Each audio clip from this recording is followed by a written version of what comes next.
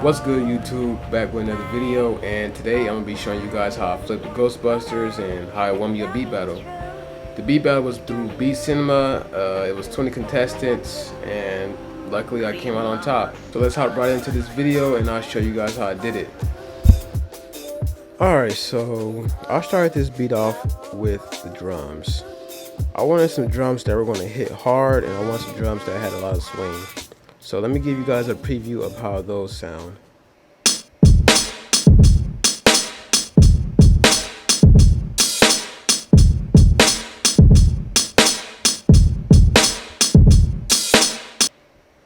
So those are the drums. I didn't do much to them. They were already pretty good before I even put like EQs on them and stuff. But all I really added to the kick was a EQ and a drum bus. So what the EQ did was I raised the bass with it, and it gave it a little bit more like of a pounding feel to it. And this drum bus right here just made it hit a lot harder and just gave it a little bit of extra bass as well. And that's how I got the kick drum. For the snare, it was a little bit too short for my liking, so I added some reverb to it just to add a longer tail, and I was pretty satisfied with what I got. For the hi-hat, didn't have to do much to it. As you can see, no EQs right here, nothing like that. It sounded good just the way it was. And for the open hi-hat, just took out some bass, and yeah, that's pretty much it. Now for the sample, that's where things start to get a little bit complicated. As you can see, I use Serato sample for each one, and yeah, it's a total of 3 different channels for samples. The first channel right here is pretty much like the baseline chops, just you know, the ones that are in your face. This one right here is more of a background, so it has like a LFO in the filter, like a LFO filter on it. And then I got a third channel right here, which is the vocals.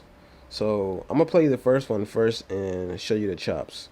These are the chops right here. I pretty much knew what I wanted to do already, so I chopped up a little bit right here, and then later on in the sample I chopped up the vocals right here. So let me show you how the chops came out.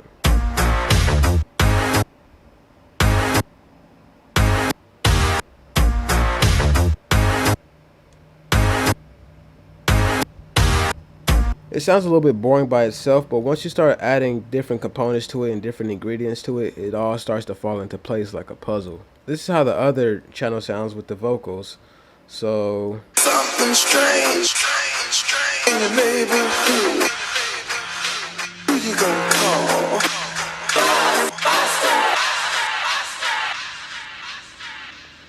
So as you can hear, it has a ping pong delay, but what I did was I sent that channel, as you can see right here, I sent it to this return track, and this return track has a ping pong delay on it.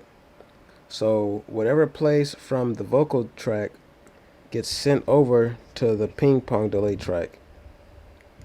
And yeah, that's just pretty much it for the vocals. Once you change up the pattern, that's where things start getting even more complicated. I have the chops right here.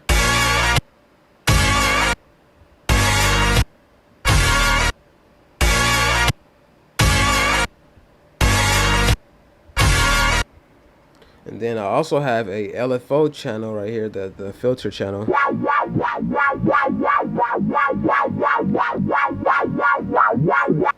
And then I also have the chops. I mean, not the chops, the vocals.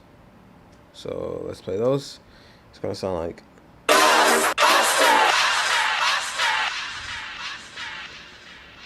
So once you add all that together, plus the bass line and the drums that we already had, this is how it sounds.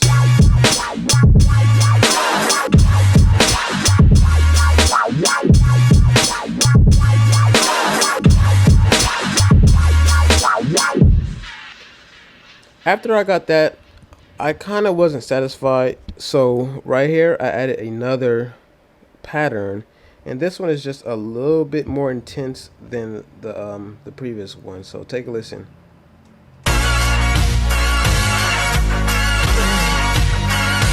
I ain't free.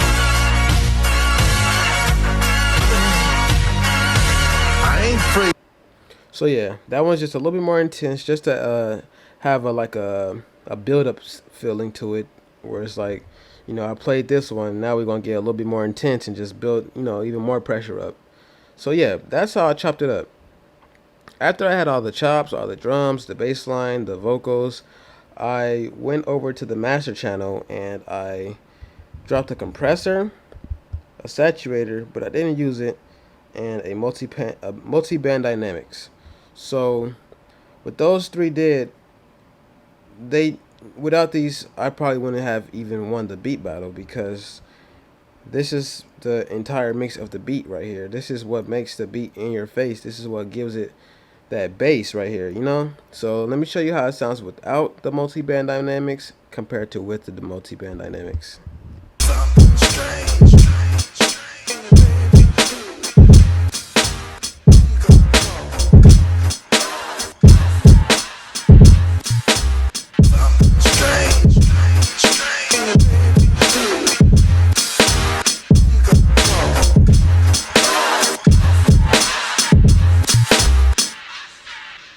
As you can hear, when the all those effects right there, when they were all off, the kick was just way too powerful.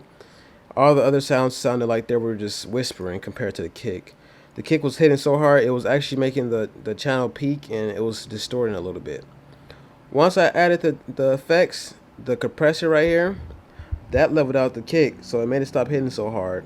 And it boosted up the other effects, and the multi-band dynamics gave it a little bit more bass, raised the mids and the highs a little bit, just to make it sound a little bit more crisp. And yeah, those are the effects I use on the master channel. Not too complicated, nothing crazy. Once I had all that done, I wanted to sequence it, and I wanted to let the judges know that this is Ghostbusters, and I want them to, like, get a feel for what I'm about to flip. So over in the beginning of the beat, before I even sequenced it, I added the original Ghostbusters tune, original BPM. I didn't change the transpose at all, and yeah, this is how that sounds.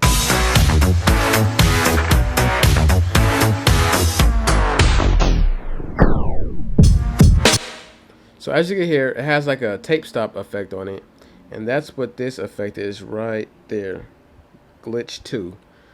That I use that a lot, actually, not just for tape stops, but for a lot of other things that it has.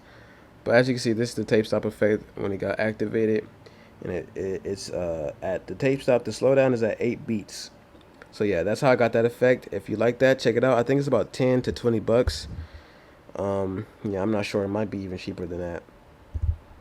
But yeah, once I did that, I just sequenced the beat just like any other beat. I made sure to include everything. I wanted to reach the climax a little bit quicker with this beat, because since it's in the beat battle, I want the judges to get the full impression in the shortest amount of time. So that's exactly what I did with this one.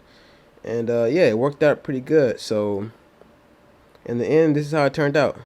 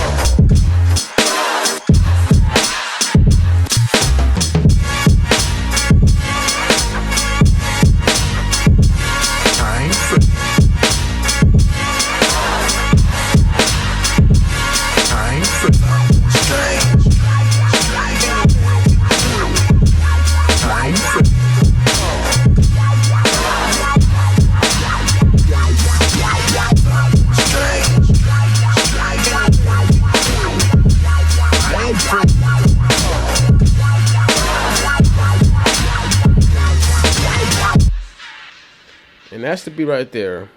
Hopefully you enjoyed it. Hopefully you learned something new. Hopefully I inspired you to go out and flip something that nobody else is trying to flip.